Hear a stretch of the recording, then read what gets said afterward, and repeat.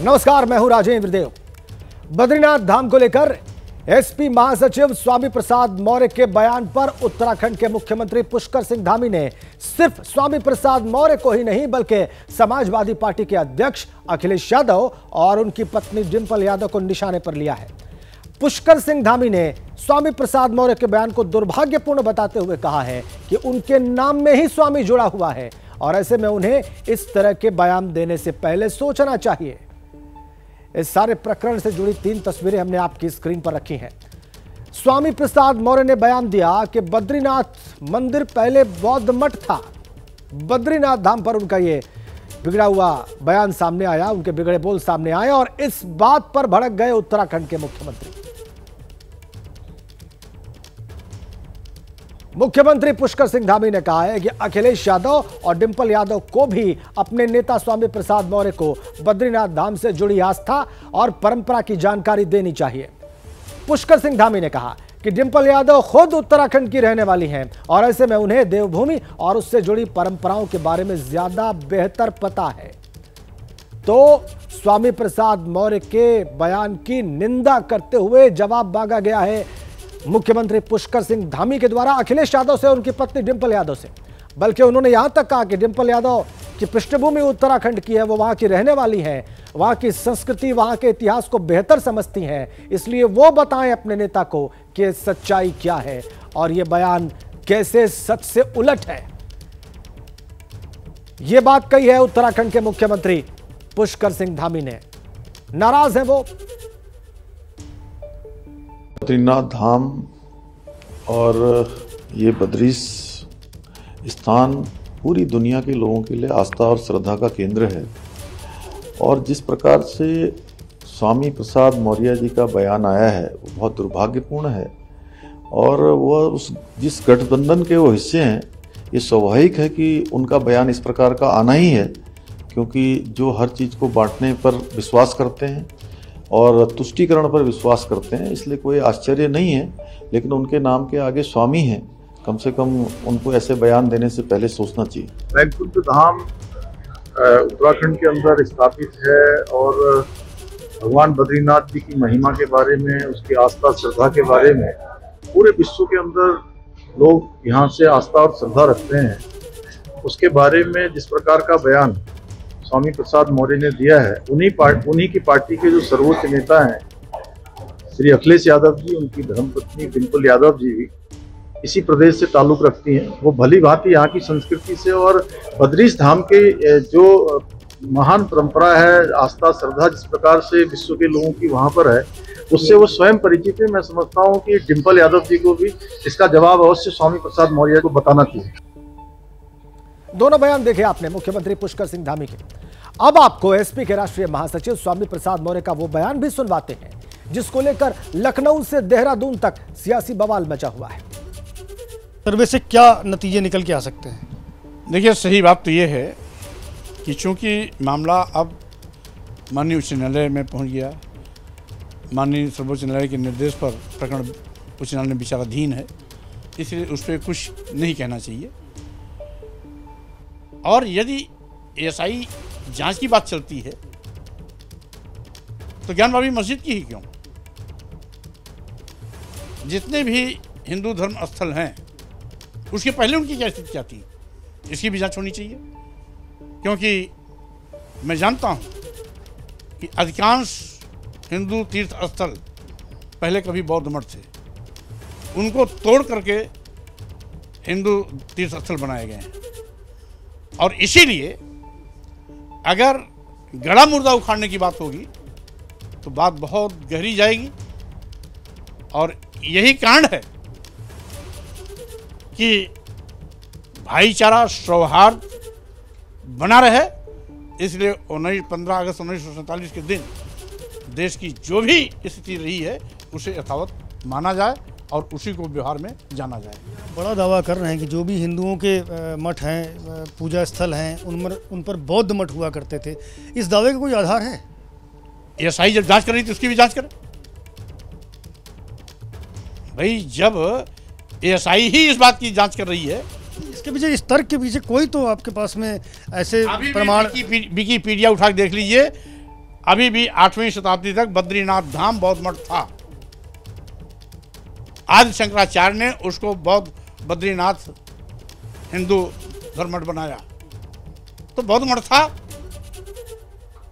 तो अगर एक ही बात चलेगी तो सभी तीर्थस्थलों की बात चलेगी। ये बात आपने पहले कभी उठाई क्यों नहीं कि भाई बद्रीनाथ की जांच की जाए? इसलिए कि मैं गड़ा मुर्दा उखाड़ने में यकीन नहीं करता हूँ। मैं हिंदू मुस्लिम सिख ईसाई सब आपस में भाई भाई में विश्वास करता हूँ। मैं भाईचारे में विश्वास करता हूँ। मैं आपसी सौहार्द में विश्वास करता हूँ। मैं समाज को बांटने में यकीन नहीं करता हूँ। मैं समाज को जोड़ने में यकीन करता हूँ। मैं किसी एक धर्म का ठेकेदार नहीं हूँ। मैं सभी धर्मों में आस्था रखता हूँ। मैं सभी धर्मों का सम्मान करता हूँ। लेकिन अगर कोई गड़ा मुर्दा उखाड़ेगा तो 600-700 साल पहले की बात नहीं, 800-1000 साल पहले बात क्या थी वहां भी जाएगी। और अगर एसआई ने ठेका ले रखा है वही परीक्षण करेगी तो 1000 साल पहले की भी परीक्षण करने के लिए उसको तैयार रहना चाहिए। इसीलिए गड़ा मुर्दा उखाड़ने से बचना चाहिए। ये तो कोर्ट का आदेश है ना, ये तो जिला जज ने कहा है कि भाई एएसआई सर्वे कर दे। एएसआई कोई पार्टी थोड़ी है, वो तो जिसके लिए कहेंगे आदेश जारी होगा वो सर्वे करेगा करके।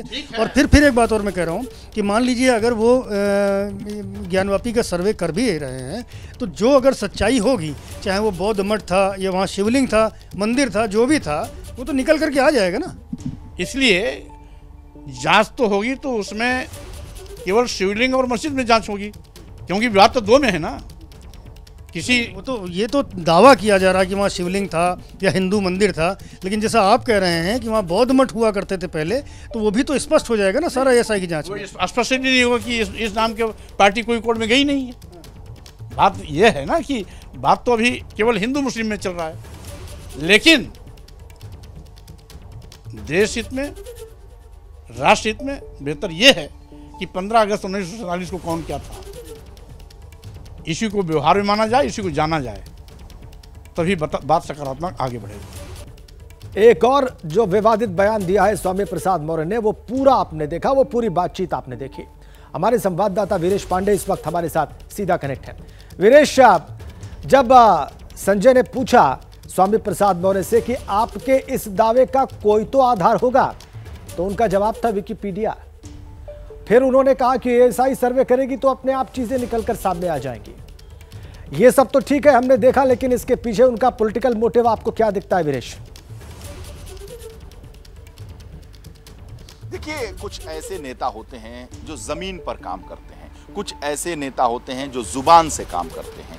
दोनों अपने अपनी जगह पर सही काम करते हैं और पार्टी उनके लिए उसी तरीके से उनका प्रयोग करती है। अगर स्वामी प्रसाद मौर्य जमीन पर काम किए होते तो 2022 में 47 से 100 से ज्यादा सीटें जीतने वाली समाजवादी पार्टी के एक वो भी विधायक होते। समाजवादी पार्टी वहां से हारती नहीं। जमीन पर अगर उनका कुछ पकड़ होता तो वो चुनाव हारे। अखिलेश यादव ने उनके ऊपर अनुकंपा की उन्हें एमएलसी बनाया, पार्टी में राष्ट्रीय महासचिव बनाया, जिसका काफी विरोध अंदर देखने को मिलता है। लेकिन जुबान की अगर हम बात करें तो ये जुबान उनकी अभी नहीं चल रही है। जब वो बसपा में थे तब भी उन्होंने बोला, जब वो भाजपा में थे तब भी उन्होंने बोला, वो सपा में है तब भी वो बोल रहे हैं। जब बसपा में थे तो उसी दलित राजनीति करने वाली बसपा को भी उन्होंने बैकफुट पर ला दिया था। मेरठ में एक रेप हुआ था दलित लड़की से, उन्होंने कहा था कि हादसा है, हादसे ऐसे ऐसे हो जाते हैं। रेप को उन्होंने हादसा बताया था। जब वो भारतीय जनता पार्टी में थे उन्होंने कहा कि राम राज की परिकल्पना कुछ नहीं है, गौरी गणेश की पूजा मत करो, राम राज को हटा दो, गौरी गणेश की पूजा बंद करो। बहुत सारे ऐसे विवाद हैं। जब वो समाजवादी पार्टी में आए तो उन्होंने रामचरितमानस का विवाद उठाया। उन्होंने कहा कि 3 तलाक जो है वो हवस के जो शिकार लोग होते हैं वो 3 तलाक लेते हैं। उन्होंने मुस्लिम भाइयों पर अपनी बातें रखी। तो वो जुबान की राजनीति करते हैं और वो विपक्ष के नेता भी रहे, बसपा के वो प्रदेश अध्यक्ष रहे। तो अपनी जुबान की वजह से स्वामी प्रसाद मौर्य की पार्टी में प्रासंगिकता रहती आई है। मैं तो ये कहूँगा कि अखिलेश यादव अगर उनकी जुबान को पसंद नहीं करते, मैं बार बार ये हम लोग करते हैं कि अखिलेश यादव क्यों नहीं सवाल खड़ा कर रहे हैं, डिंपल यादव क्यों नहीं सवाल खड़ा कर रही है, समाजवादी पार्टी उन्हें क्यों ढो रही है। तो समाजवादी पार्टी के मुखिया पार्टी के राष्ट्रीय अध्यक्ष हैं, 5 साल वो मुख्यमंत्री रहे और कई बार सांसद रहे, तो वो उनकी राजनीतिक समझ पे हम सवाल नहीं खड़ा कर सकते हैं। अगर उन्होंने किसी व्यक्ति को राष्ट्रीय महासचिव बनाया, हारने के बाद उस व्यक्ति को एमएलसी बनाया, तो निश्चित रूप से उनकी जुबान पार्टी के लिए लाभप्रद है। ये अलग बात है, इसका विश्लेषण हो सकता है कि स्वामी प्रसाद मौर्य पार्टी को कितना लाभ दे रहे हैं, कितना हानि पहुंचा रहे हैं। अगर लाभ देते तो 2022 में एक बिल्कुल ठीक बात है वीरेश, दिया गया था। लेकिन ये विश्लेषण का विषय हमारे और आपके लिए है, लोगों के लिए है।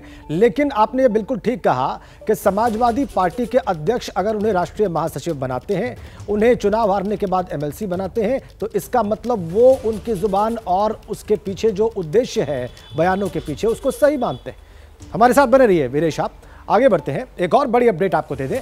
स्वामी प्रसाद मौर्य पर भड़के शंकराचार्य अविमुक्तेश्वरानंद सरस्वती। वो कह रहे हैं कि स्वामी प्रसाद मौर्य का बयान तथ्यहीन है। स्वामी प्रसाद न इतिहास के जानकार हैं और न ही धर्म के जानकार हैं। स्वामी प्रसाद मौर्य के बयान से हमें ठेस पहुंची है। स्वामी अविमुक्तेश्वरानंद ये बयान दे रहे हैं जो अभी मैंने आपको बताया। वो कह रहे हैं न वो इतिहास के जानकार हैं, न वो धर्म के जानकार हैं, और उनके बयान से उन्हें ठेस पहुंची है। जिस तरह का वक्तव्य उनका फैलाया जा रहा है, जो हमारे सामने रखा गया, उसमें वो ये कहते हुए दिखाई दिए कि 8वीं शताब्दी के पहले वहाँ पर बौद्ध तीर्थ था, उस बौद्ध तीर्थ को समाप्त करके बद्रीनाथ जी का धाम हिंदुओं ने बना लिया है। तो ये बिल्कुल तथ्य विपरीत बात है। स्वामी प्रसाद मौर्य जी न तो धर्मशास्त्र के विद्वान हैं, न ही इतिहास के विद्वान हैं। वो राजनीतिज्ञ हैं और राजनीति को चमकाने के लिए बीच बीच में ऐसे बयान देते रहते हैं जिससे हम हिंदुओं की, सनातन धर्मियों की भावनाओं पर बार बार ठेस लगती है। एक प्रतिक्रिया आपने देखी, और ये जो बयान स्वामी प्रसाद मौर्य ने दिया है, इस पर बात बहुत दूर तक जाएगी। खबरों में आगे बढ़ते हैं। हिमाचल प्रदेश से खबर है, वहां के कुल्लू में भारी बारिश से हालात बिगड़ गए हैं। कुल्लू में मूसलाधार बारिश से नाले उफान पर आ गए हैं। रिहायशी इलाकों और मार्केट में पानी घुस गया है। खबर कुल्लू हिमाचल से, तस्वीरें आप देख लीजिए। भारी बारिश और लगातार बारिश, और इससे नाले उफान पर। कॉलोनीज में सैलाब आया पड़ा है, नाले उफान पर आ गए और उसकी एक्सक्लूसिव तस्वीरें। सैलाब बहता हुआ लगातार और भारी बारिश के बाद हिमाचल के कुल्लू में। आम लोगों के लिए हालात बहुत मुश्किल, आम जनजीवन बुरे तरीके से प्रभावित इस तरह की बारिश से और ऐसे उफनाए हुए नालों की वजह से। कॉलोनीज में पानी घुसा हुआ है, उसकी तस्वीरें भी आप देख रहे हैं, और बहुत सहजता से आप अनुमान कर सकते हैं कि लोगों की जिंदगी इस वक्त कितनी मुश्किल में है।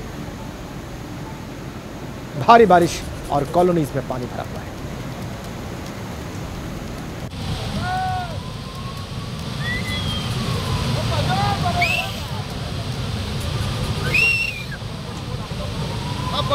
बढ़ गया।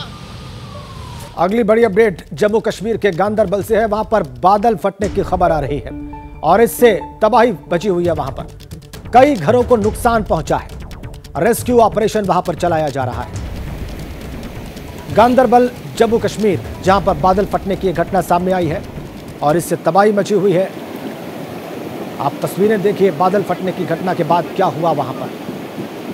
तबाही चारों ओर, रेस्क्यू ऑपरेशन जारी। वहां पर कई घरों को नुकसान पहुंचा है बादल फटने की वजह से और भारी बारिश की वजह से। उपनाई हुई छोटी पहाड़ी नदियां और नाले, और उसकी तस्वीर आप देख लीजिए, और लोग कैसे फंसे हुए हैं अलग अलग छोटे छोटे स्थानों पर, वो आप देख लीजिए। एक्सक्लूसिव तस्वीरें गांदरबल की, जम्मू कश्मीर में।